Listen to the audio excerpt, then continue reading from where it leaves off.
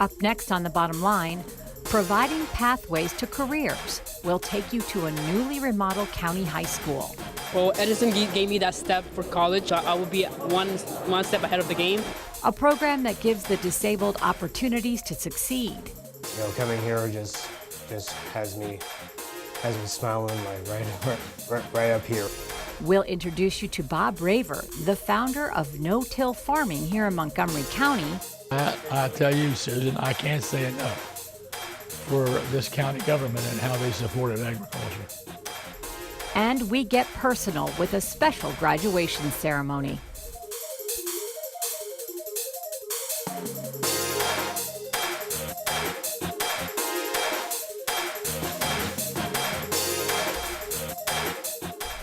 Thanks for watching, everyone. I'm Susan Kenedy. We start this time with the grand reopening of Thomas Edison High School of Technology. After years of waiting, the ribbon has been officially cut for the newly remodeled school located on the campus of Wheaton High. More than 100 people packed the halls of the Thomas Edison High School of Technology for the ribbon cutting ceremony. An open house for this long-awaited institution. Our next program is cosmetology. This is where you get your nails done, your hair done. The Thomas Edison School works with students to provide academic, technological, and interpersonal skills that are needed to succeed in their chosen careers. Automotive repair. But the students did go through and do the repairs and the body work to this particular car. Culinary arts. Infused with strawberry when I did it. Health. What careers are you headed to? Some of us are going into medicine, becoming nurses. Or some of us, like me, I want to become a veterinarian tech, and I feel like this will help me. And cybersecurity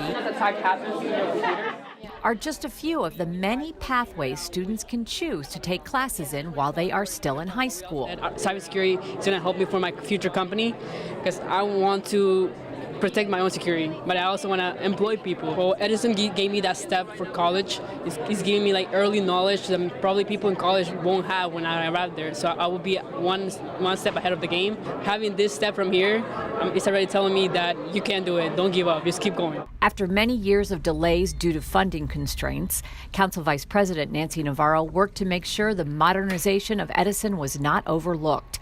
Educators, officials, and students believe in the success of this model. More than 75% of the students who attend Edison go on to college. We're working and we're studying to further our career. And the programs give every county student the opportunity to have a career. This is really a state-of-the-art best practice school. We have all been very engaged in a conversation about what to do with students that really do want to have opportunity of careers and different choices, you know, because not everybody's going to go to college right away. And the students at Edison were excited to show what they know to the hundreds of visitors who came by to check out this sparkling new facility. So I'm aware of I'm going to give you my card because I'm actually aware of a program, a 6-month program. Microsoft and Amazon are hiring right now. Starting salary is $86,000. It is really an amazing campus, if you will, of all of these kinds of sought-after occupations. So for me as the district council member, this is really a culmination of a dream. So this is really cool. This is very exciting. You know, once upon a time, the funding was being delayed, and I actually fought very hard for us to accelerate it because every time that we delay, it's time that our students have not had that access to that opportunity. So this is an amazing day, and it's another amazing win for Wheaton. For people with disabilities, there are not a lot of opportunities to become a member of the workforce. Currently, only 1 in 5 working-age Americans with disabilities is employed.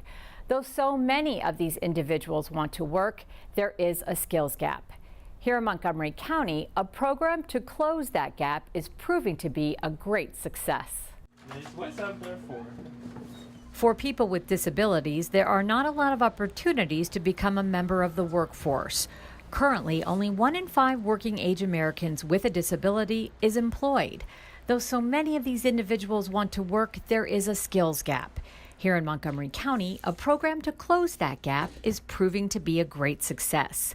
I did the internships For the past 4 years, Diana Dronenberg has been in the county's Office of Human Resources, and she's an integral part of this busy office. Inputting data into, well, see, I input data into Excel spreadsheets. Diana oversees much of the administrative work associated with family medical leave for county employees. She came to the office through Project Search, an internship program supported by county government that helps people with disabilities develop knowledge and skills that can lead to a job. So Project Search is really focused on making sure that we give our community and we give our government the opportunity to have all people. And you know, honestly, I can't imagine what that would be like without some of these individuals. Project Search provides new pathways for young adults with disabilities. Here in Montgomery County, the program is based across multiple government departments and facilities where the interns get real workplace experience. During her Project Search internship, Diana sharpened her computer skills. We're very pleasantly surprised to find out that Diana had really good computer skills and the ability to kind of take on tasks, you know, that we didn't really actually think that she would be able to take on. So it's been a joy to have her here. Since the program started in 2012, 93% of its participants have graduated. Much of that success can be attributed to the partnerships that Montgomery County has sustained throughout the community. One of those participants is the MS Corporation, which is headquartered in Rockville. Langston Caldwell graduated from Project Search in 2015 and was hired by the company as a full-time employee after his internship. Langston's role here is to take care of the kitchens. We have 6 kitchens in all, very large kitchens. Langston takes care of the printers and the copiers, and he stocks them with supplies. Langston also delivers mail every day. Langston does everything with a smile. Langston always has nice manners. He does it to the best of his ability and is very willing and has a great positive attitude. The City of Rockville is another Project Search partner. Taylor served as their most recent intern, handling administrative duties for the city's Department of Public Works. The city has hosted numerous other Project Search interns over the years. Mayor Bridget Newton says it's a responsibility every government has to its citizens. But we are the leaders, and it's up to us to set the tone of how we want to be as the City of Rockville or Montgomery County, State of Maryland, how we want people to be treated. So it's important for us to be able to give everyone an opportunity to find their niche and to be able to say, you know, I am doing something, I am productive, and I'm a good contributing member of society. For Langston Caldwell, the sense of pride and self-worth is something that can't be measured, but it can be seen through a strong work ethic and a genuine smile. My life has changed, like, for the better. It's been like a real game changer. You know, coming here just has me smiling, like right up here, and honestly, I'm not gonna go anywhere. I'm home. In the late 1960s, corn yields in Montgomery County were well below the state average. Bob Raver, a longtime county extension ag agent, had read about research underway in Virginia that caught his attention as a way that might help farmers in doing better with their land. He brought that concept back home, and in 1968, Montgomery County began using no-till farming, and the rest is history. Well, it's a nice place you have here. It's super serene. 50 years ago, Bob Raver was an agricultural extension agent for Montgomery County farmers. He was nervous at first. I tell you, the first couple of months I was here, I didn't think I was going to last. They scared me to death. I said, this job is too big for me. His job was to find new ways to help the farmers be more productive, and the farmers were vocal about what they wanted. I had a number of them get right up and tell me, as soon as I got here, we don't want you to be like the other county agents sitting around in the office waiting for the phone to ring. We want you out there looking for what's going on and trying to help us. And that rung a bell with me. I followed what they said. I spent a lot of time out in the county talking with people and all. And that's where you learn and pick up needs. The corn crop was down, and the conventional way in the past was to till the soil. They were planting more corn and more often, and the ground was wearing out, actually.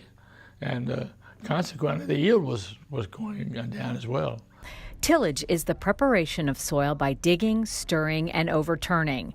This was causing problems because tilling caused erosion and loss of nutrients in the soil. The environmental concern was getting more serious all the time, and farmers were getting blamed for all the silt and stuff that was washing into the Potomac River and the Chesapeake Bay, really getting slammed. So Bob Raver took a trip to Virginia and learned about no-till farming.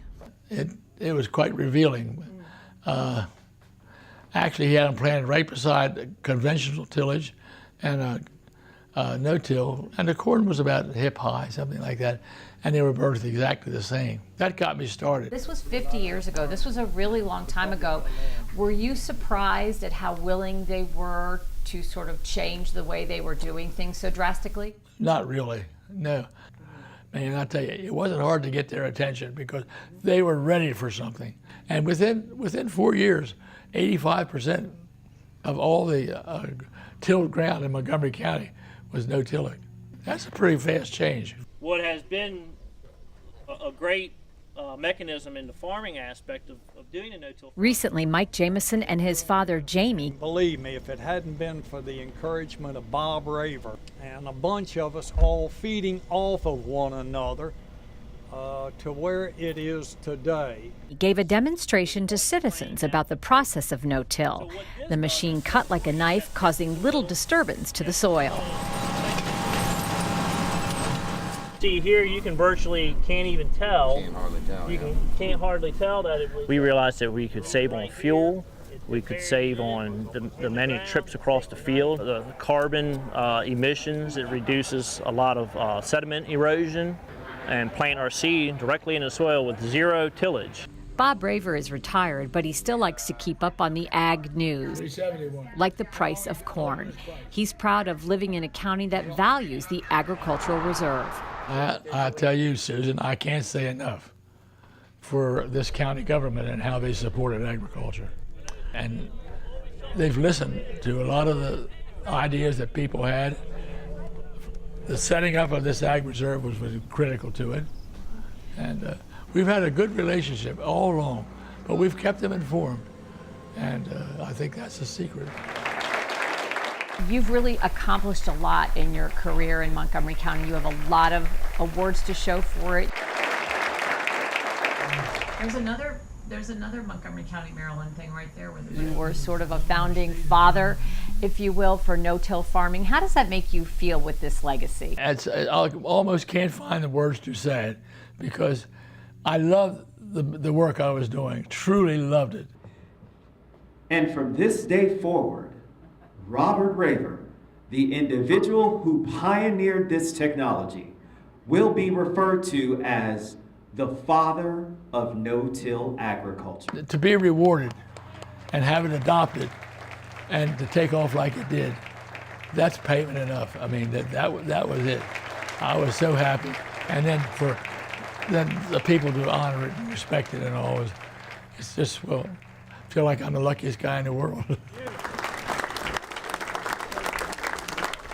For the last several months, I've been fortunate to enjoy the company of a special four-legged friend. Stacy, a black Labrador, spent her first 18 months of life with me, training to become a service dog for a veteran. Recently, Warrior Canine Connection, located right here in Montgomery County, graduated 14 service dogs, and Stacy was one of those who is now happily living with her veteran. Stacy is being presented by longtime WCC supporter Susan Kenedy Hood and her family. Thank you so much.